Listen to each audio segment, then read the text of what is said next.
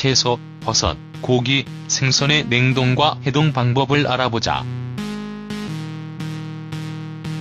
음식을 사놓고 보면 남을 때가 있습니다.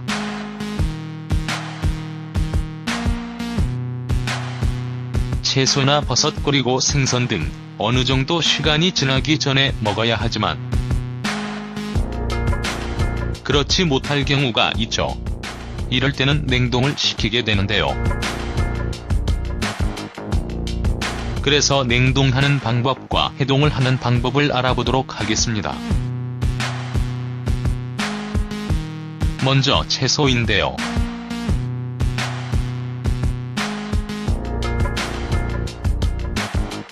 냉동할 때는 채소를 날 것으로 얼리면 채소의 수분이 얼면서 부피가 커지기 때문에 조직을 파괴하고 맛도 떨어지게 됩니다.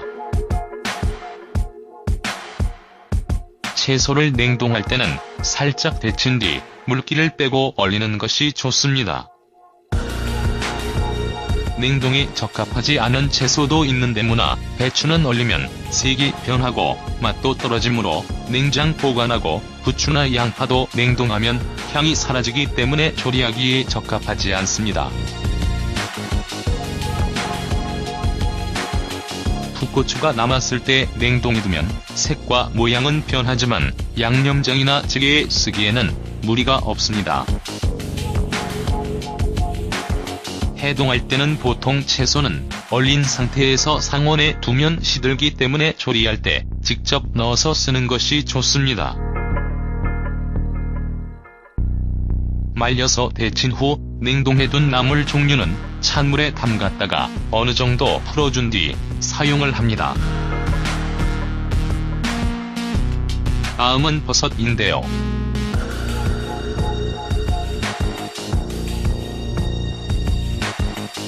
냉동할 때 버섯은 물에 데쳐 물기를 꼭 짠 뒤에 비닐백에 넣어 냉동을 합니다.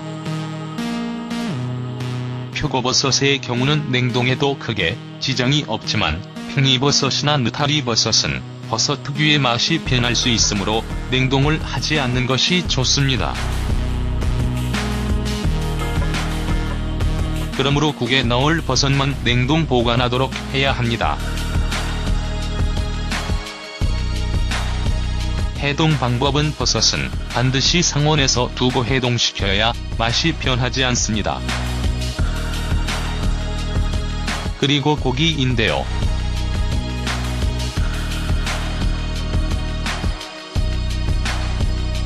냉동할 때 고기는 한 번 사용할 분량만큼 랩으로 싸서 냉동하는 것이 좋습니다. 덩어리로 된 고기는 겉에 식용유를 조금 발라서 냉동하면 표면이 산화되는 것을 막아주는 효과가 있습니다. 해동을 할 때는 전자레인지를 이용해 해동하면 시간을 단축시킬 수 있지만 잘못하면 익은 부분과 녹지 않은 부분이 나뉘게 됩니다. 고기를 전자레인지로 해동시킬 때는 일단 해동 시간을 짧게 잡고 상태를 점검해가며 녹여줘야 합니다. 고기 전체를 다 녹이지 말고 절반쯤 녹으면 조리를 준비하면서 녹이도록 해야 합니다. 냉장실에서 고기를 녹일 때는 시간이 조금 오래 걸리지만 고기의 원래 맛을 살릴 수 있습니다. 얼린 상태 그대로 밖에 두는 것보다 세균 번식의 위험도 적습니다. 해동 시간을 조금 줄이려면 쿠킹 호일이나 스테인리스 스틸 냄비, 프라이팬의 뒷면에 얹어두면 되는데요.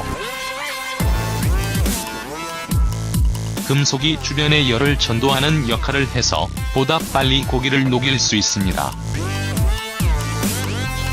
마지막으로 생선인데요.